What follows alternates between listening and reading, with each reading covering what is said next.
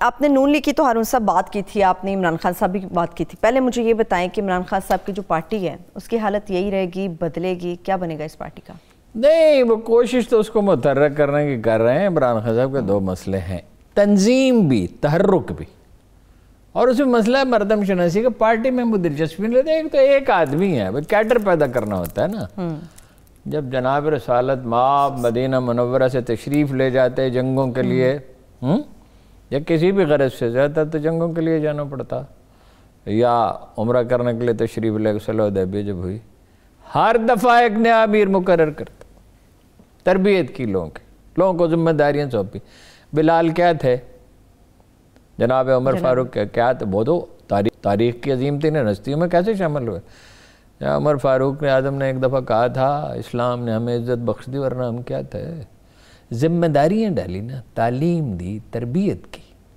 وہ کام تو علی جناب نے کیا نہیں، کہ اپنی مدد سے رہی. میں نے کہا دو کام آپ کرتے ہیں، ایک اپنی تعریف سن کے خوش ہوتے ہیں، ایک مخالفین کی غیبت. کام کا اچھا تو کوئی دلچسپی ہے، کوئی تیاری تھی نہیں، اسی لیے تو مجھ سے ناخوش ہے. ہاں جی، اب میں ان کو خوش کرنے کے لیے اپنی رائے تو نہیں بدل سکتا. ٹھیک ہے. اچھا دیکھیے، نون لیگیوں نے ووٹ کیوں نہیں دیے؟ اگر یہ بات صحیح ہے، پتہ تو چل جائے گا. اگر یہ بات صحیح ہے، اس لیے کہ پالیٹکس زرداری کے ہاتھ میں جا رہی تھی، اس کی لائن چل رہی تھی. وہ کیوں یوسر رضا کو ووٹ دیتے؟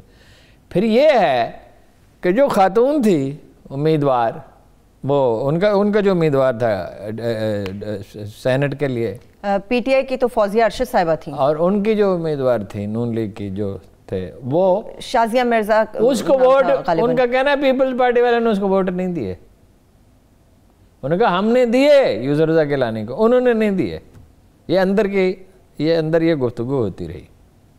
ٹھیک ہے. اب نون لیگ کیا سوچ رہی ہے پھر؟ نون لیگ کیا سوچ رہی ہے؟ اگر یہ بات صحیح ہے کہ شہباز شریف صاحب نے اس کو سیبوٹاج کیا ہے، اچھا، تو نون لیگ ایک تو نواز شریف کے بیان سے ظاہر ہے زیادہ جارحانہ رویہ اختیار کرے گی. ہاں جی، مگر اس جارحانہ رویے سے نواز شریف صاحب کو پچھلے 4-5 سال میں ملا کیا ہے؟ میں اس کا گواہ ہوں، تفصیل نہیں بتا سکتا، کہ مثالی انڈرسٹینڈنگ تھی ملٹری لیڈرشپ میں اور وزیر اعظم. میں اس کا آئی وٹنس ہوں، آئی وٹنس. یہ میں آپ سے کہہ رہا ہوں،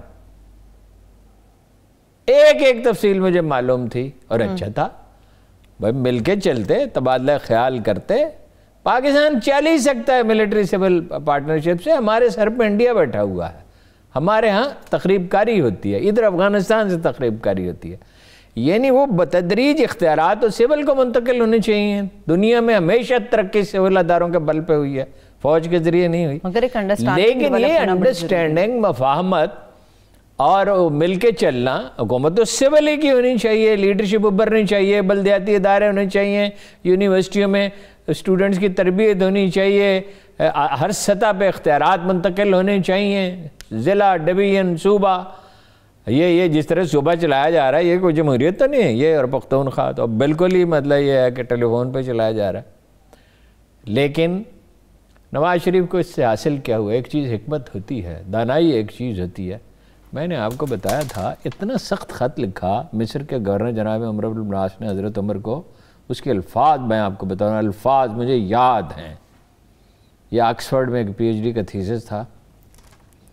وہ کہتے تھے ٹیکس کم بھیجتے ہو، دیر سے بھیجتے. اچھا، کیونکہ مصر تو بڑی زرخیز سرزمین تھی، اس وقت اکانومی تھی کیا؟ زراعت اور یہ جانور پالنا. عمر میں تمہیں جانتا ہوں، امیر المومنین نے لکھا، عمر میں تمہیں جانتا ہوں، عمر میں تمہیں جانتا ہوں، تم مجھے جانتے ہو، میں تمہارے باپ کو جانتا ہوں، تم میرے باپ کو جانتے ہو، مجھے اس طرح کے خط نہ لکھا کرو. انہوں نے معزول نہیں کیا اس کو، اس کا موقف ہی گویا مان لیا، لہجے کی تلخی بھی برداشت کر لی کہ بھئی فتح اس نے کیا، نظم و نسق ٹھیک چلا رہا ہے، ایک ٹیکس کا ہے نا اختلاف، تو میں اس کا موقف مان لیتا ہوں. وہ آئے جناب عثمان غنی، ان کے مرتبے میں کوئی کلام نہیں ہے، ہر منتظم اپنے فیصلے کرتا ہے، اپنی ٹیم بناتا ہے. ان کے بارے میں تو رسول اللہ نے کہا تھا فرشتے بھی حیا کرتے ہیں عثمان سے. ٹھیک ہے. 2 صاحبزادیوں سے ان کی شادی ہوئی رسول اللہ کی، ذو النورین انہیں کہا جاتا ہے. ہٹا دیا عمرو بن العاص کو. جب ہٹایا اور مدینہ کی ایک گلی میں سامنا ہوا تو جناب عثمان غنی نے فرمایا عمرو تمہارے بعد مصر کی اونٹنی نے بہت دودھ دیا. ایسے بات کرتے تھے بلا تکلف, سچے اور کھرے لوگ. وہ رکے نہیں یہ بات سن کے, نہ وہ تانا دیتے تھے ایک دوسرے کو, نہ برا بھلا کہتے تھے, بات کھری کرتے. انہوں نے کہا امیر المومنین لیکن بچہ تو بھوکا رہا. او بھائی اختیارات نیچے منتقل ہونے چاہیے, انڈرسٹینڈنگ ہونی چاہیے, سیاسی استحکام ہونا چاہیے. اگر یہ بات درست ہے تو پی ڈی ایم کی صفوں میں اختلاف گہرا ہوگا اور ریاکاری کریں گے, دکھانے کے لیے اتحاد کا مظاہرہ کریں گے, چڑھ دوڑنے کی کوشش کریں گے. لیکن حقیقتاً جو کچھ مجھے معلوم ہوا اگر وہ صحیح ہے کیا کہ انہیں کوئی اسلام آباد جانے کی اجازت نہیں دی جائے گی اور کریک ڈاؤن ہوگا, سادہ الفاظ میں پٹائی ہوگی. شیخ رشید صاحب تو ویلکم کرتے ہیں ہمیشہ جب بات کرتے ہیں, حکومت کیا کرے گی اگر شیخ لانگ مارچ رشید ہو گیا؟ صاحب نے تھوڑی پالیسی بنانی. شیخ رشید صاحب نے تو یہ بھی کہا تھا عمران خان سے کہ سوئفٹلی جیتے گا اپنا وزیر خزانہ صاحب, کیا نام ہے, عبدالحفیظ شیخ, سوئفٹلی جیتے گا, میرا 60 سال کا تجربہ ہے. شیخ صاحب کو دعویٰ کرنے کی عادت, شیخ صاحب غیر ذہین آدمی نہیں ہے, سمجھتے ہیں بہت سی باتیں درست بھی ہوتی ہیں, لیکن جس آدمی کو اپنی ذات پہ بہت اصرار ہو جاتا ہے اس کے اندازے غلط ہونے لگتے ہیں. ٹھیک ہے, آپ کا میں مطلب ہے پھر مثال دیتا ہوں آپ کو اسی آدمی کی, صلاح الدین کی اور ٹیپو کی. جب ٹیپو حلف اٹھا رہا تھا تو اس کی آنکھوں سے آنسو روان تھے کہ مجھ پر کیسی ذمہ داری آپ پڑی. اور صلاح الدین کو جب اس کے ساتھی بعض اوقات سخت بات کہہ دیتے تھے, اس کے غلام نے کہہ دیا اس کو مہر لگا دیں, وہ کہا تھکا ہوں یار, مہر خدا جانے کہاں رکھی. اس نے کہا وہ پڑھی ہے مہر امیر المومنین. لوگوں نے برا بنایا کہ بھیا آپ اس طرح بات کرتے ہیں, وہ تو محض ان کا حکمران تھوڑی تھا, ان کا ہیرو تھا, لافانی ہیرو. انہوں نے کہا کوئی بات نہیں یار, اس نے دیکھ لی ہے. ایک دفعہ اپنے بھتیجے کی شہادت کی خبر آئی, بیٹھے تھے رو پڑے, تو ان کے ساتھی نے جن کی بائیوگرافی بھی لکھی ہے برا بھلا کہا, سخت الفاظ کہے, کہا اس طرح رہتے ہیں مجلس میں بیٹھ کے. تو معذرت کی انہوں نے, 2 دفعہ معذرت کی. بات یہ ہے, یہ جو دعوے تھے عمران خان صاحب میں بھی دعویٰ کرنے کے لیے میں ٹیکس اکٹھا کر کے دکھاؤں گا, کرو, میں اکانومی ٹھیک کر کے دکھاؤں گا, میں یہ کر کے دکھاؤں گا, کر کے دکھاؤ. کہو انشاءاللہ کروں گا, کوشش پوری کروں گا, ادارے کرتے ہیں کام.